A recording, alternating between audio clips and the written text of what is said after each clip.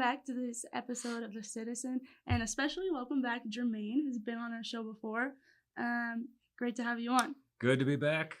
And so today, I think we just want to talk about some of the communication styles. I know last time we were here, we went through past debates, and these are just going to be key moments that both candidates, Kamala Harris and Donald Trump, were talking to their supporters, and just want to dive into. Okay, yeah, let's do it. Styles. Okay. What you got? This is clip number one. Some work to do, because look, the race is not over, and we must finish strong. So listen, here's the thing about the hard work. We like hard work. Hard work is good work.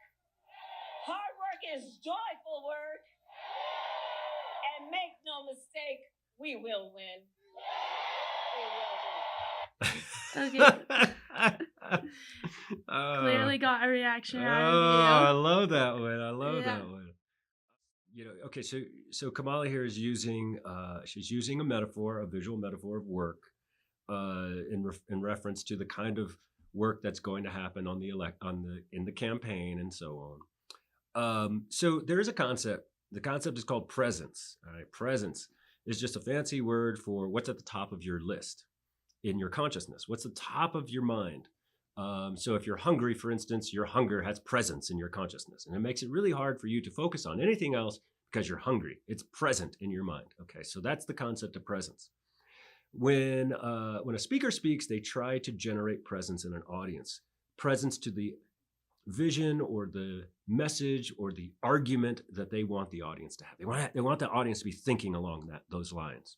And so here we have Kamala wanting to emphasize or bring to mind work and work and work, right? And she's speaking metaphorically, and she goes, hard work is good work. Hard work is joyful work. And she's very smiley. You know, she's got this good smiley thing happening to try to really convey that she sees this work as an opportunity, as joyful work, and so on. Here's the problem. Here's an issue. Yeah. I won't call it a problem, but this is something to consider from a rhetorical perspective. She starts with the metaphor of work, and it starts in a tripart function. Like, hard work is good work. Hard work is joyful work. This kind of work is meaningful work. It's work, it's work, it's work. And then she says, and she goes, and we will win. Wait a minute. Work, present in my head. Work, present in my head. Joyful work, present in my head. Work, work, work. The next logical thing should be, we'll get the job done. Right. It's work. If you want to keep the metaphor consistent, you would say, we'll get the job done. Instead, she says, and we will win. That's a mixed metaphor. Yeah. And you say, okay, that's fine. We get it. We know what she meant. But that mixed metaphor matters. Because when it comes to public perception of our leaders, there is a sense in which we look to them to convey a sense of togetherness in their consciousness, that they themselves are together and they have a clear vision. Something as subtle as a mixed metaphor at subconscious sort of levels for an audience can trigger a kind of like, that seemed a little off to me. It seemed a little weird to me. Now, you may not consciously say that, like, oh, look at that mixed metaphor. No one will say that. But the way that language happens to work upon sort of the psyche and the subconscious of an audience, the sort of more than rational elements of our minds, that mixed metaphor can kind of take away our confidence in that person because it hits weird. Because, you brought in my mind the idea of work, it's present. And then you say, and we will win. Huh? For the working person on the daily, you work to get a job done. Right. So work brings up the connotations of getting the job done. And when you don't follow that in your speech, it's like a little awkward. So a little awkward. If, like a lot of this is calculated and you're behind the scenes writing the speech, or Yes. you're Kamala Harris Yes. saying what you're going to say, like, is this an accident? Is this on purpose? Maybe my brain goes to like, well, if there's something weird, people are going to remember it as opposed to forgetting it. Right. I don't think Kamala Harris nor the speechwriters for her were considering the consistency of the metaphor. I think it makes total sense to say we will win. People get that. but they weren't thinking about sort of that deeper resonance with an audience. And moreover, you got to remember, we're dealing with a very cynical audience in today's American political climate. I also want to kind of note this too. When Kamala speaks, she has a way of using her finger like this, but it's a very stiff finger. It kind of, sometimes it bends, sometimes it doesn't, but and it's not like if I point during a speech, I'm doing something like this. There's like a closed finger. Like her hand is always kind of open, and it's like this. Well, hard work, joyful work, and so you take this as a subtle form of communication as well. Again, it's like something is just not. This is how you point. This is not how you point, right? And then you do a mixed metaphor, and at a subconscious level, all these communication things are being conveyed at these subconscious levels, and it might explain why some audiences had a hard time finding confidence in Kamala. Maybe, just maybe. It's one small take. It's not even the take, but it is a take. Oh, of course. Yeah. But so what is, you're saying she goes like this instead of this. Yeah. What is the difference there? Yeah. So this would not matter in most instances for most speakers. In fact, it could be possibly that she has an injury to that hand. It could be possibly that her, that there's some tendon issue there. Who knows? Right. We don't know. I don't know. I didn't do a deep dive on Kamala's hand. You bring up a good point. But this is why this matters. Sure.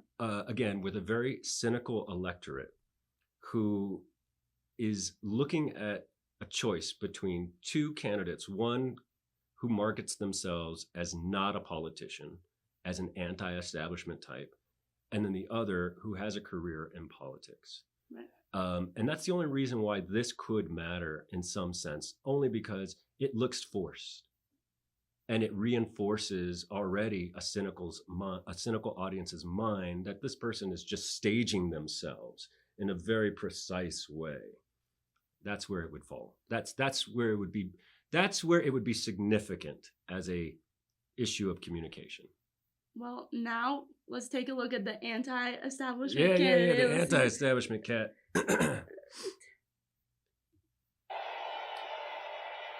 This election is. I should say, this is Donald Trump. Madison Square Garden rally. Okay. Very big venue. It's completely sold out. Okay. Guests from all over. His wife just came on. To be back in the city I love, and thousands of proud, hard-working American patriots. You're with me. We're all together. We've always been together. And I'd like to begin by asking a very simple question. Are you better off now than you were 4 years ago? All right. Okay. Yeah. Let's. Okay. This is interesting. Okay. So, for many of Trump's supporters, they see in Trump an extension of Ronald Reagan. For many of Trump's supporters, who tend to be older boomer types and so on, they lived through a Reagan administration. And Reagan was one of our more popular presidents. He won like 49 states in re-election. And part of what made Reagan so great was his turn of phrase and his ability to, in a debate, spontaneously turn what felt like an attack on him into actually a joke and then an attack on the other person. Not at all, Mr. Truitt, and I want you to know that also I will not make age an issue of this campaign. I am not going to exploit, for political purposes, my opponent's youth and inexperience. But one of his more iconic phrases that now all politicians will do, and it's originated there with Reagan, is he asked, I think it was Jimmy Carter at the time, I think I could be wrong, but he asked, are you better off now than you were 4 years ago? Right. And he kept referring to that, kept refraining to that. So when Trump does this, it's an allusion to a person that he has already been likened to. So it's going to resonate very much with his supporters in that sense. And of course, when we talk about this concept of presence and making something conscious, like in the top of your list, he uses that to get people to reflect on their lives. In that moment, you cannot help but be like, I don't know, am I? I've never thought of it. Let me give it this a little go. And you start thinking about it, and you're like, depending on, we have rapid inflation and so on. So what is he doing? He's bringing present the way that people are experiencing life on the ground. That's what he's bringing present. We could contrast that with the earlier video with Kamala Harris making present an idea of hard work, joyful work. Hard work is fun work, good work and hard work. It's an idea, right? And it also kind of harkens to people's experiences. But here, Trump is making present right now. Like, what are you experiencing right now? How do you feel today? Okay, so he's making present the way people experience themselves in our current economy and so forth. So that's what I would say there, and that's going to resonate with his audience. Now, there's another part of this, right, that where he goes in and says this election is a choice, and he says, "Hey, this election is a choice between, do we want to go and continue the failed policies that we've experienced in the last 4 years, or are we going to seek our American greatness and so on?" And so, by reinforcing sort of like, oh my God. Now first he makes you think how you feel currently. And if you're not happy right now in your life, economically, culturally, whatever it might be, then he says, well, do you want to continue going that way? You want to keep that stuff going? Or we can have something new. We can have a promising future.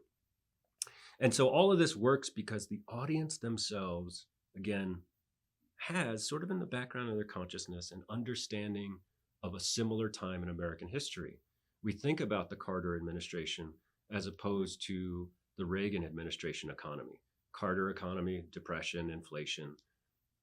Reagan economy, bustling 1980s. This is where you get all the, that's how Donald Trump made an icon of himself in the 1980s, because we really valorized capitalism. We valorized the free market.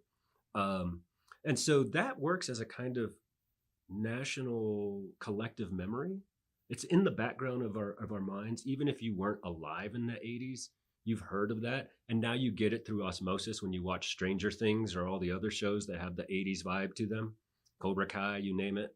That 80s ethos or that 80s element is seeping still and still haunting our current culture. And then Trump is basically an icon of the 80s. I mean, he was in Home Alone and, I think he's also in an episode of Sex and the City. Yes. And he always showed up in a positive way. Like he was always saving the day in some way. He was just this random billionaire who would show up and save the day in some way, So all of that is a kind of, it's not trauma in a negative sense. It's just deeply impressionistic on the national consciousness. And when we see someone like Trump, all that stuff is souping around in there. And all he has to do is go, are you better off today than you were? And then instantly, 80s era pops up in the background of the consciousness, a more idyllic time and all these things. So that's one take. It's not the take, but it's one take you could take on that. Okay, thank you very much. And we will move on to the next clip. Now, this is, I don't want to assume what you're going to say about it. Another clip of Kamala in her business mode. Oh, okay. All right. I dig it. Okay. I'll start the clip now. All right. This is Kamala Harris outside on a tarmac talking to reporters after Joe Biden made a comment that she was reacting to. Okay. First of all, he clarified his comments, but let me be clear. I strongly disagree with any criticism of people based on who they vote for. You heard my speech last night and continuously throughout my career. I believe that the work that I do is about representing all the people, whether they support me or not. And as President of the United States, I will be a president for all Americans, whether you vote for me or not. Oh, that's nice. Okay. So thoughts? Yeah. So this Good is morning. this would be an interesting case study in a rhetorical concept known as recalcitrance. There was a rhetorical scholar, Kenneth Burke. He had this idea called recalcitrance. It's been interpreted in many different ways by rhetorical scholars because it's just a very complex concept. But ultimately, it refers to any symbolic or non-symbolic factors that either invite someone to have to make a statement, or perhaps those factors make your statement seem more credible, or perhaps those factors force you to have to correct a statement. So this concept recalcitrance, it's a complicated, it's like, it's not a word you hear every day. It means some sort of opposing force. It's something else that is either inviting you to say something, correct what you've already said, or sometimes that force can actually reinforce what you've said. And in this case, that force was Biden and the gaffe. And the fact that there are other factors, she's trying to run for president, so she has to oddly, even though she just spent 4 years in strong support of everything that Biden did, she has to somehow distance herself from aspects of that administration. Because if, for instance, if some people perceive themselves not being better off over the last 4 years, then you can't say that you were a part of that. You kind of have to step outside of that. And Biden basically gave her a gift by making that comment about voters who vote for Trump and so on, that kind of thing. Because now that gave her the opportunity to be very like, I disagree, I really disagree, because they're a package. Biden and Kamala are a package. And that's the recalcitrance. That's the elephant in the room that the audience cannot stop thinking about, cannot unsee. So it was difficult. It's a very difficult challenge for her because she's had 4 years of supporting Biden as vice president. So that's one take. That's not the only take. Right? That's just one way you can think about it. This is also explains why her language was so demonstrative, so direct. It's her attempt to, she recognizes the recalcitrance in the room. She recognizes the elephant in the room, and so she's really trying to distance herself there. So, well, okay, so you referred to it as a gift, and I'm always speaking in these kind of like college kid analogies. Yeah. But if I see two people, who are best friends, and then all of a sudden, we don't have anything to do with each other. Oh yeah. I assume this person's not being genuine with me. So is this an opposite side to it for voters? Could it be perceived this way? Well, you know what? I am so glad you brought that up. Yeah. You perceive them as not being genuine. Is there a sense here that Kamala is not being genuine, or maybe that even Biden's remarks may have been staged to allow for Kamala Harris to stand out, right? Oh, gosh. Yeah, the question of genuineness in politics today, I think those days are long gone, because our audiences have become so cynical. We don't trust what we see. We understand that so much of what we see in politics, even if it's Trump, is still staged to some degree. Right. There's a concept that I just learned about because I was watching a Netflix special on professional wrestling. It's called kayfabe. And kayfabe is a concept that basically refers to why people really get into professional wrestling. It's kayfabe. And what is kayfabe? Kayfabe is basically like the willing suspension of disbelief. Kayfabe is what we do when we go see a play and we buy into the characters that are going on because we recognize it's fake. We understand that it's fake, but we enjoy it. Right. In many ways, and actually I've started to do a little bit of preliminary research on this concept. And some political studies scholars have used the concept to try to study Donald Trump, because Donald Trump actually was part owner of the World Wrestling Entertainment industry, the WWE. and also showed up in WWE events and was in the ring and that kind of thing. Yeah. And so some people, noticing his bombastic ways and all that, they say, oh, he's professional wrestling. He's cutting a shoot, as they say in the professional wrestling business. That's whenever a wrestler starts and spits flying and everything. That's shooting. Mm. Or actually, when they start telling the truth about about professional, they call that a shoot too. Anyway, kayfabe is when the audience is in on the idea that it's fake. And I feel like in our cynical electorate, in our cynical citizenry today, when it comes to our politics, there's always a question in the background of our mind. Is this sincere? Is this genuine? I just don't know. And you want to believe.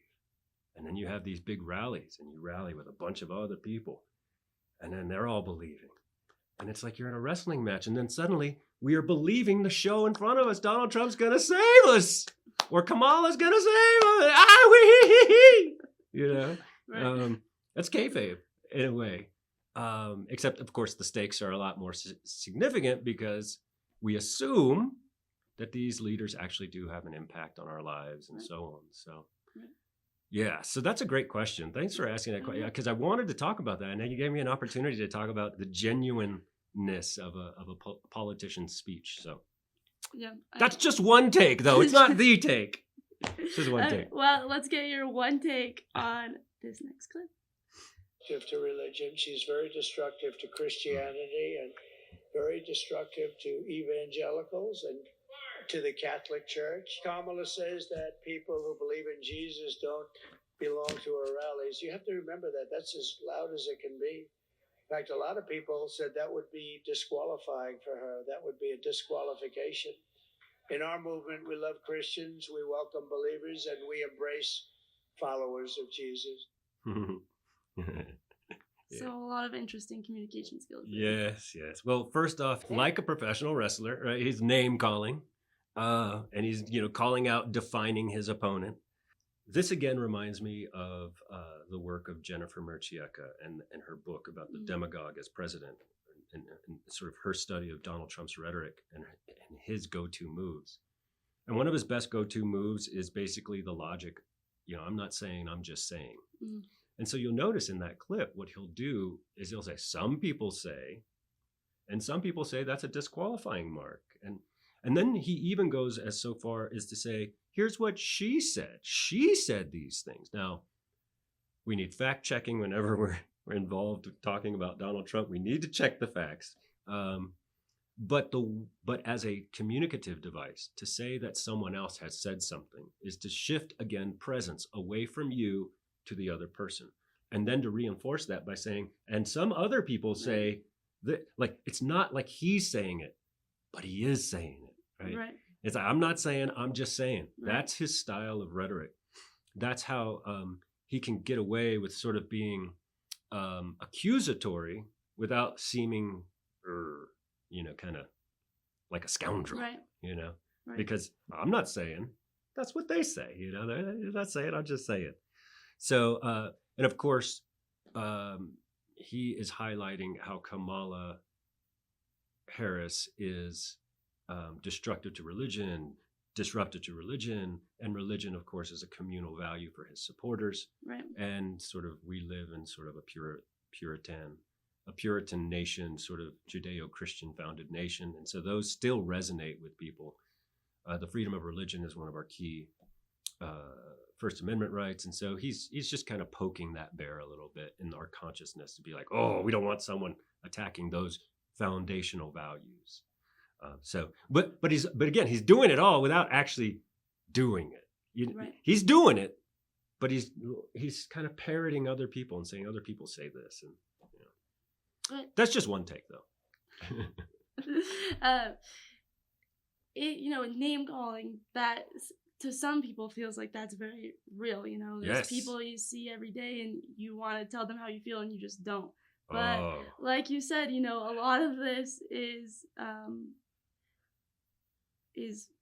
made, on purpose. It's for show. Yeah, it's for entertainment. It's mean, Trump is very bombastic. He's clickbait gold for many people because of the crazy things that he says. Right. You know, they're eating our cats and dogs, you know, that kind of stuff. And defining your opponent for some audiences is distasteful. Like labeling someone as disruptive and so on could be very distasteful. But he's a WWE guy, right? Like, he's got this World Wrestling Federation element to him in that particular clip, especially. Well, then we'll move on. Here is Donald Trump at Mar-a-Lago after winning the nomination. Oh, yeah. Movement like nobody's ever seen before. And frankly, this was, I believe, the greatest political movement of all time. There's never been anything like this in this country and maybe beyond. So again, there's his sort of hyperbolic style. There's never been a movement like this. What's interesting about this particular clip is where it occurs. It's the first thing he says. It's one of the first things he says in his acceptance speech. There's an interesting communication thing happening here, a rhetorical strategy. Mm. And I don't know. I don't know if anyone will buy this, but what I'm noticing here, and I've kind of noticed it on the Biden administration and Kamala campaign as well, there's this real attempt to make this transition be peaceful on both sides. You know, this would have been the opportunity if Trump were, and Trump is an egomaniacal type person, right? It's me. But that would have been a great opportunity to say, see, I did it, or make it about himself. He didn't. Like early on in there, he doesn't make it about himself. He says this was a political movement, as though he were just being swept up by it. Again, the logic. I'm not saying, I'm just saying. So it's not me. I am just the mouthpiece of this movement. And with that, certain political leaders, and I can say this time, this particular Trump administration, more than the previous one, has a mandate. That is, he won the popular vote. He won more than a critical mass of electoral votes. He won the Senate. The Republicans may have the House as well. I believe they do have right. Confirmed. Yeah, because I know there's still a couple races here and there, but it's like the nation says, we don't want any of this stuff over here. Now a political leader like that can do a lot of things and say, I'm doing the will of the people. I'm doing the will of the people. And so the challenge for opponents of the presidential administration are going to be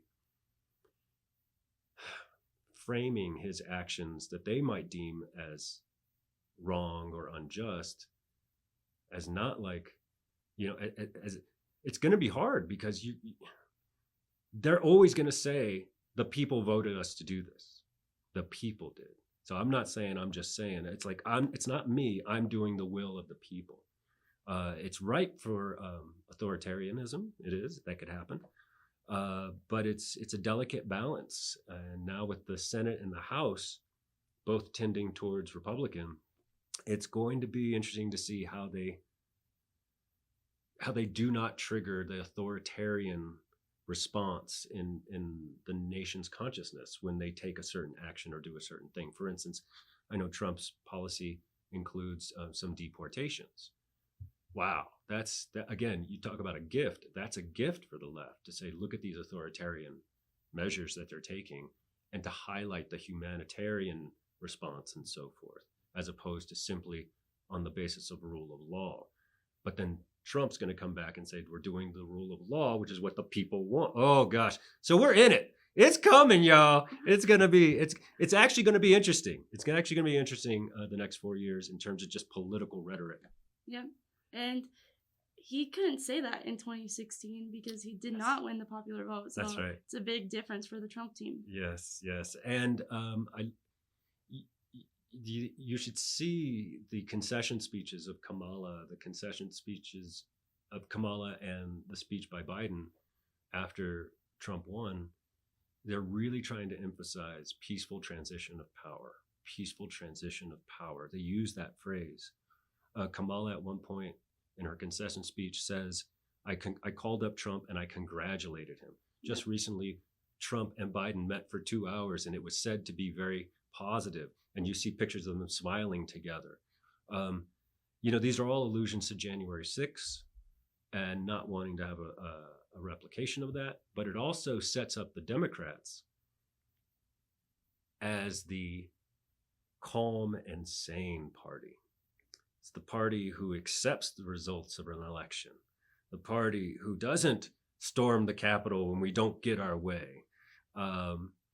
That's how it sets it up. And it also, interestingly, sets up, again, in the future now, anything Trump does that the Democrats might disagree with, they can say something like, he's doing that out of retribution. Let's say Trump has been under a lot of law investigations by the Department of Justice. And so let's say he elects someone to run the Department of Justice who goes in and just starts firing a bunch of people. Well, Democrats say, no, this is not how we do this. Sane people in a democracy do not do this. They can say that with confidence because they're demonstrating right now that they do peaceful transitions of power, that we are the rational, sane ones. So I already see that already working. And so in the future, they can rely on that and say, no, we're the party of peaceful transfer, party of peace and sanity. And so it's going to be interesting. Yep. To see how that goes. But that's just one take. It's just one take. It's not the take. It's one way of thinking about it. Well, okay. The last clip, you led right into it, is the Kamala Harris concession speech. Yeah. So let's play that. Now I know folks are feeling and experiencing a range of emotions right now. I get it. But we must accept the results of this election. Earlier today, I spoke with President-elect Trump and congratulated him on his victory. I also told him that we will help him and his team with their transition and that we will engage in a peaceful transfer of power. Okay, so I know you just spoke about it. Yeah. Well, we didn't have the audience. Okay, so that's interesting. I noticed the audience reaction in that one.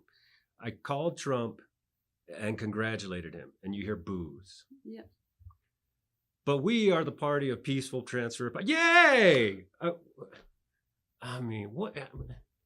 Huh? So if I call up Trump to say, good job, you beat me. Boo! Peaceful transfer of power. Yay!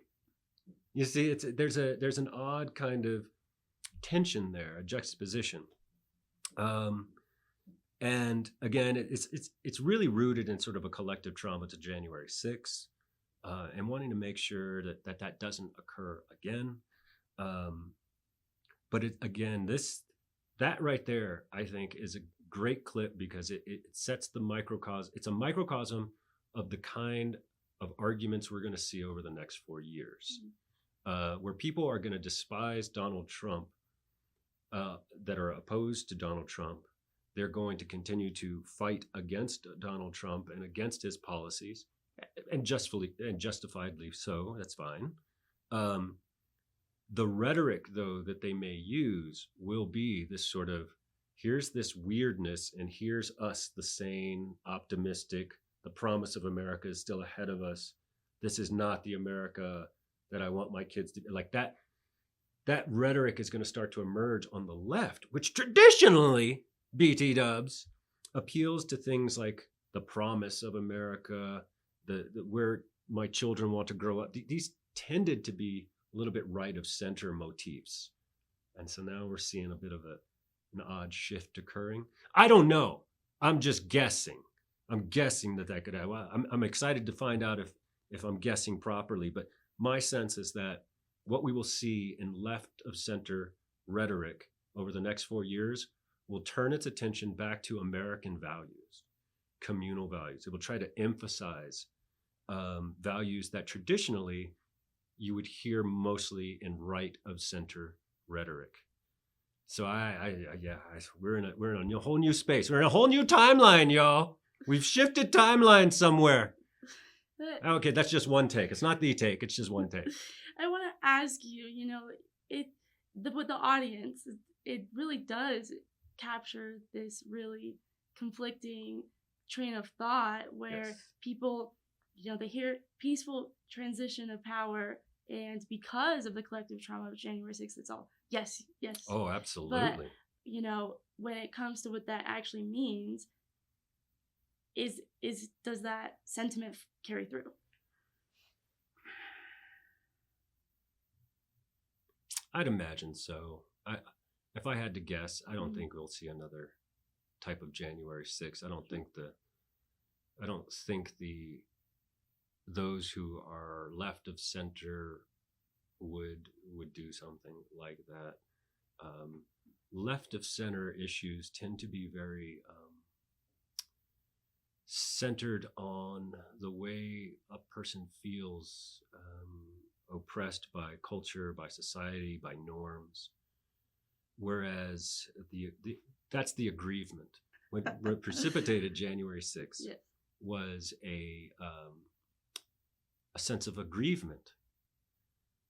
Those on the right and the alt-right tend to ascribe their aggrievement to things like governmental institutions, the state, and a lack of, sort of freedom, for lack of a better term. We want less regulation, less. That's how they talk. That's what they're looking for.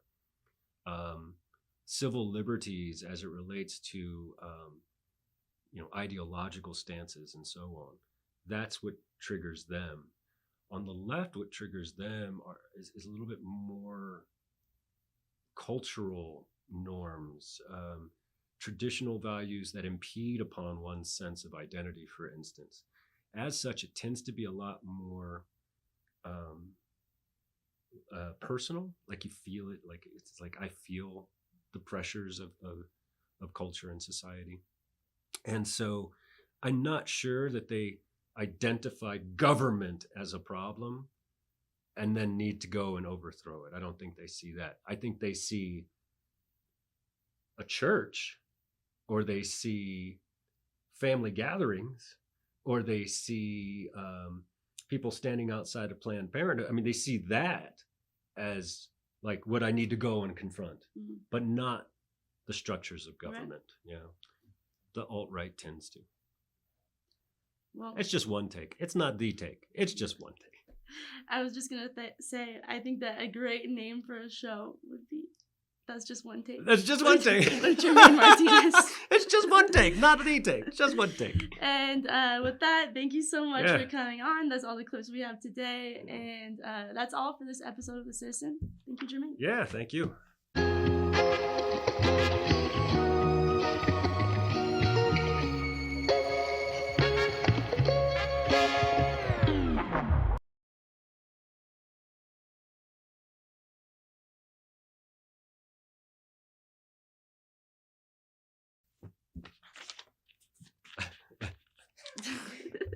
One take with Jermaine. Yeah, it's just one take, not the take, just one take.